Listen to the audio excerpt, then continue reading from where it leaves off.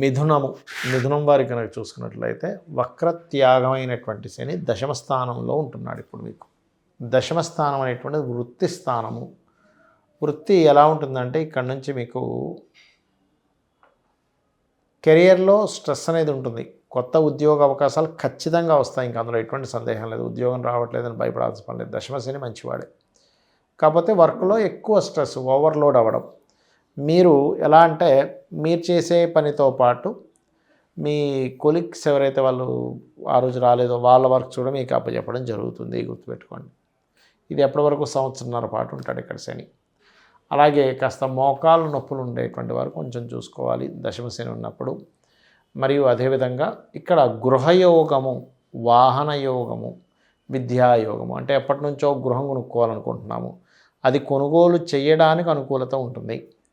వాహనం కొనుగోలు చేద్దాం అనుకుంటున్నాం ఎప్పటి నుంచో, అది సెకండ్ హ్యాండ్ వెహికల్ ముఖ్యంగా కొనుగోలు చేయడానికి అనుకూలం. గతంలో బ్యాక్లాగ్స్ ఉండిపోయాయి. గతంలో ఏదైతే చదువుకోవాలో, ఏదైతే చదువుదాం అనుకుంటున్నారో ఆ బ్యాక్లాగ్స్ ఉండిపోయాయి. ఆ బ్యాక్లాగ్స్ క్లియర్ చేయడానికి అనుకూలమైనటువంటి వాతావరణం ఉంటుంది. ఇక ఈ సప్తమ స్థానంలో కుజుడి మీద శని యొక్క దృష్టి ఉంటుంది కాబట్టి ముఖ్యంగా డిసెంబర్ మాసం అండ్ జనవరి 15th వరకు కూడా, ఆల్మోస్ట్ జనవరి 10th వరకు కూడా ఈ సమయంలో వివాహ నిర్ణయాలు, జీవిత భాగస్వామితోని, పార్ట్నర్స్తోని, సామాజిక సంబంధించినటువంటి విషయాల్లో మీరు ఏదైతే అనుకుని ఉంటారో ఆ యొక్క విషయాల్లోని కాస్త జాగ్రత్త వహిస్తూ ఉండండి, ముఖ్యంగా ప్రధానంగా. ఇక ఈ దశమం మీద కుజుడి యొక్క దృష్టి, సప్తమం మీద శని యొక్క దృష్టి, కుజశనుల పరస్పర వీక్షణ కాబట్టి ఉద్యోగంలోని మరియు మీ యొక్క వివాహ సంబంధించిన నిర్ణయాల విషయాల్లో, ఈ రెండు ప్రధానమైనటువంటి విషయాల్లో జాగ్రత్త వహిస్తే సరిపోతుంది. మీరు చేయవలసినటువంటి దేవతారాధన, అమ్మవారి యొక్క ఆరాధన ఎక్కువగా చేయండి. లలితా సహస్రనామాలు శ్రవణము లేదా పఠనం ఎక్కువగా చేస్తూ ఉండండి. అదేవిధంగా చండీ పారాయణాలు, లేనట్లయితే గోవులకి క్యారెట్స్ బెల్లము తినిపించడము, ఇవి ఎక్కువగా చేస్తూ ఉండండి. ఎంత ఏదైనప్పటికీ కూడా మీకు ఇక్కడ ఈ యొక్క బుధుడి యొక్క ప్రభావం, అంటే 4వ అధిపతి యొక్క ప్రభావం ఈ కుజుడి వైపు ప్రయాణం జరుగుతుంది కాబట్టి మీరు ఏదైనా ఒక ప్రాపర్టీ తీసుకునేటప్పుడు 1కి 4 సార్లు ఆ ప్రాపర్టీ ఎలా ఉంది, ఏదైనా లిటికేషన్స్లో ఉందా, గొడవల్లో ఉందా అనేటువంటి విషయాలని చాలా జాగ్రత్తగా గమనించి తీసుకోండి. అదేవిధంగా మరొక విషయం ఏంటంటే ఇక్కడ ఓం అనాకలిత సాదృశ్య చుబుకశ్రీ విరాజితాయే నమః అని చేయండి. అయితే ఇక్కడ సప్తమ స్థానము, దశమ స్థానము అనేటువంటిది ముఖ్యంగా శని కుజులు ఉన్నారు కాబట్టి వివాహం కోసం ప్రయత్నం చేసేటువంటి వారు మీరు ఓం కామేశబద్ధ మాంగళ్య సూత్ర శోభిత కందరాయై నమః ఒకటి, లేదా ఓం మాణిక్య ముకుటాకార జానుద్వై విరాజితాయే నమః.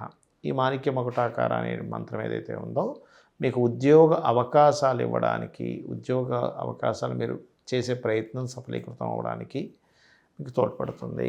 ఏలినాటి శని, అర్ధాష్టమ శని, అష్టమ శని, శని యొక్క మహాదశ, ఇవి 4 వేరు వేరు ప్యాటర్న్స్. చాలామందికి తెలియక శని ఉంది అంటే శని మహాదశ ఉందో, ఏలినాటి శని ఉందో, అర్ధాష్టమ శని ఉందో, అష్టమ శని ఉందో తెలియదు. దీని యొక్క వివరణ ఇస్తాను క్లియర్గా. ఏలినాటి శని అంటే 7.5 సంవత్సరాలు ఉంటుంది. 12వ స్థానంలో ఉన్నప్పుడేమో ఇన్వెస్ట్మెంట్స్ విషయంలో జాగ్రత్తగా ఉండాలి. రాశిలో సంచరించేటప్పుడేమో అనవసరమైనటువంటి వాటిలోకి ఎంటర్ అయ్యి మన తల మీదకి తెచ్చుకోకూడదు, గుర్తుపెట్టుకోండి. దానివల్ల మానసికంగా ఇబ్బంది పడడమే కాకుండా మోసపోవడం కూడా జరుగుతూ ఉంటుంది. ఇక 2వ స్థానంలో శని సంచారం జరిగేటప్పుడు పర్టికులర్గా ఫైనాన్షియల్ మ్యాటర్స్ విషయంలో, కుటుంబ సభ్యుల విషయంలో జాగ్రత్తగా ఉండాలి. ఇది ఏలినాటి శని 7.5 సంవత్సరాల ప్యాటర్న్. అలాగే అర్ధాష్టమ శని, ఇప్పుడు ఎవరికి ఉంది అర్ధాష్టమ శని? సర్వసాధారణంగా ధనస్సు వారికి ఉంది. సో వీళ్ళు ఏదైనా ప్రాపర్టీ తీసుకునేటప్పుడు, మిషనరీస్ తీసుకునేటప్పుడు, ఏదైనా సంస్థని పెట్టేటప్పుడు ఇటువంటి విషయాల్లో కాస్త జాగ్రత్తగా ఉండాలి. మరి అదేవిధంగా అష్టమ శని సమయంలో వాహనం మీద వెళ్ళేటప్పుడు స్లోగా వెళ్ళాలి. చిన్న చిన్న సర్జరీస్, ఆపరేషన్స్, లేనట్లయితే అనవసరంగా మీరు మంచి చేసినా సరే కాస్త అవమానాలు పొందడం లాంటివి జరుగుతూ ఉంటాయి. కాబట్టి ఇటువంటి వాటికి దూరంగా ఉండాలి. ఇక ఇవన్నీ ఒకటైతే అయితే చాలామందికి శని మహర్దశకి వీటికి తేడా తెలియదు. శని మహర్దశ నడుస్తుందండి అంటే 7.5 సంవత్సరాలు అయిపోద్దని అడుగుతూ ఉంటారు. లేకపోతే కాబట్టి ఏంటంటే ఈ శని మహర్దశ అనేది 19 ఇయర్స్ ఉంటుంది. మీరు ఒకటి గుర్తుపెట్టుకోవాలి, మీ జన్మజాతకంలో శని భగవానుడు కనుక బాగుంటే శుక్రదశ, గురుదశ కంటే కూడా అద్భుతంగా ఇస్తాడు శని మహర్దశలో యోగాలు. కాబట్టి శని మహాదశ గురించి ఏమీ టెన్షన్ పడవద్దు ఎప్పుడు కూడా. కాకపోతే కొన్ని విషయాలు పాటించినట్లయితే అది ఏలినాటి శనైనా, అర్ధాష్టమ శనైనా, అష్టమ శనైనా మీకు ఎటువంటి ఇబ్బంది ఉండదు. ఏమిటది? శని మహాదశ వచ్చినా సరే మొట్టమొదటిగా మీరు ఆరోగ్యంగా ఉన్నారు, యువకులు, చిన్నపిల్లలు ఏమీ కాదు అని అనుకుంటే కనుక ఖచ్చితంగా మధ్యాహ్నం నిద్రపోకండి. ఇది చాలా చాలా ఇంపార్టెంట్. ఎందుకంటే శని మందత్వానికి కారకుడు, నిద్రకి కారకుడు. శని ఏంటంటే ముఖ్యంగా మనం ఎంత నిద్రపోతూ ఉంటే మధ్యాహ్న సమయాల్లో యువకులం అయ్యుండి అక్కడ ఇబ్బంది అనేటువంటిది మరి కాస్త పెరుగుతూ ఉంటుంది, గుర్తుపెట్టుకోండి. కాబట్టి ఎట్టి పరిస్థితుల్లో మధ్యాహ్నం పూట నిద్రపోకండి. అలాంటి రాత్రిపూట చాలామంది ఏం చేస్తారు, రాత్రి 12 గంటల వరకు మెలుకు ఉండి దాని తర్వాత నిద్రపోతూ ఉంటారు పగలంతా. అది చాలా చాలా రివర్స్గా మీకు నెగిటివ్ ట్రిగర్ అవుతూ ఉంటుంది. ఇక రెండవది, మీరు ఆంజనేయ స్వామి ఆలయానికి కానీ, సుబ్రహ్మణ్యేశ్వర స్వామి ఆలయానికి కానీ, లక్ష్మీ నరసింహస్వామి ఆలయానికి కానీ, గణపతి ఆలయాలకు కానీ, ఈ 4 ఆలయాలకి లేదా రావి చెట్టు చుట్టూ కానీ, ఈ 5లో ఏదైనా ఒకటి మీరు ఎంచుకొని రెగ్యులర్గా మీరు విజిట్ చేస్తూ రోజు ఉదయం పూట వెళ్ళి అక్కడ ప్రదక్షిణం చేసి కాసేపు కూర్చొని రండి. ఖచ్చితంగా ఫలితం ఉంటుంది. అలాగే గోవులకి బెల్లము తినిపించండి. ఖచ్చితంగా మంచి ఫలితం ఉంటుంది, అందులో ఎటువంటి సందేహం లేదు. ఇవి ప్రధానంగా మీరు పాటించాలి. ఓల్డేజ్ హోమ్స్కి వెళ్ళడం, మీకు తెలిసినటువంటి వాళ్ళు ఉంటారు, అమ్మమ్మలు, నానమ్మలు, తాతయ్యలు, ఇట్లా ఉండేటువంటి వాళ్ళ దగ్గరికి వెళ్ళి వాళ్ళతో కాసేపు గడిపి వాళ్ళకి ఏదైనా ఒక చిన్న గిఫ్ట్ లాంటిది, వాళ్ళకు ఒక పంచో లేకపోతే ఒక షర్టో ఏదో ఒకటి ఇస్తూ ఉండండి.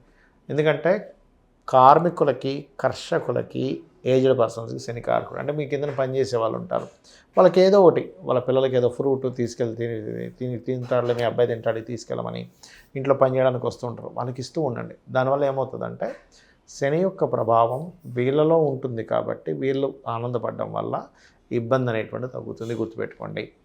అలాగే రోజు ఎలా అయితే మనం దేవతా ఆలయానికి వెళ్తుంటామో, ఎక్కడైనా హోమాలు జరుగుతున్నా, యజ్ఞాలు జరుగుతున్నా, యాగాలు లాంటివి జరుగుతున్నా అక్కడికి వెళ్ళి చేయించుకుంటే లేదా అంత స్తోమత లేదంటే కనీసం ఆ యొక్క ప్రాంగణంలో అయినా సరే, జరిగేటువంటి ప్రాంగణంలో కాసేపు అక్కడ కూర్చోండి.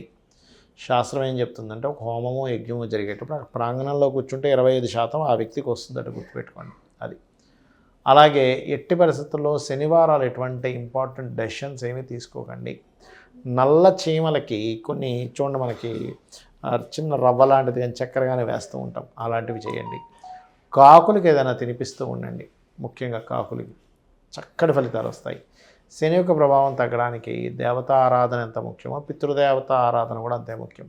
పితృదేవతల కోసమని, ఎందుకంటే వాళ్ళ అనుగ్రహం కలిగితే కూడా మనకి తట్టుకునే శక్తి వస్తుంటుంది సిచ్యువేషన్స్ని. కాబట్టి స్వయం పాకం ఇవ్వడం అమావాస్య సమయంలో.